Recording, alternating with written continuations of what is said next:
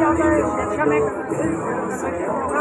Programme में आए तो आपको शेरशाह की यूसी कैसी लगी है, उसके कारकुन और उसके जो जिम्मेदार हैं उनके बारे में आप क्या कहेंगे? देखिए जी, जहाँ तक तंजीमी तौर पे कहें तो मैं समझता हूँ कि शेरशाह के जो हमारे कारकुनान हैं, यहाँ के हमारे ज़िम्मेदारान हैं, जिस इखलास और मेहनत के साथ वो ये काम कर रहे हैं और उन्होंने यहाँ पे मरकज़ी मुस्लिम लीग के काम को मजबूत और मुस्तहकम किए, ये सारे शाबाशी के मुस्तहिक है।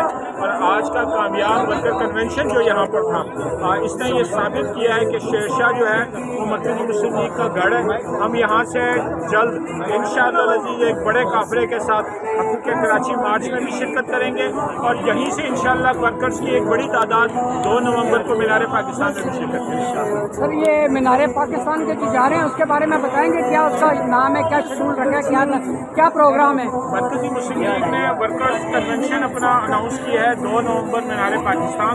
पूरे मुल्क से मरकज़ी मुस्लिम लीग के जो कारकुनान हैं वो मीनार पाकिस्तान ग्राउंड में जमा होंगे। कराची से बहुत बड़ी तादाद में यहाँ से लोग जो हैं वो मीनार पाकिस्तान जाएंगे। स्पेशल ट्रेनें भी यहाँ से रवाना करने का एहतमाम किया गया है, बसों की सूरत में भी होगा और बाई रोड यहाँ से काफिला बना के भी कारकुनान क़यादत के साथ वो वहाँ पे पहुँचेंगे।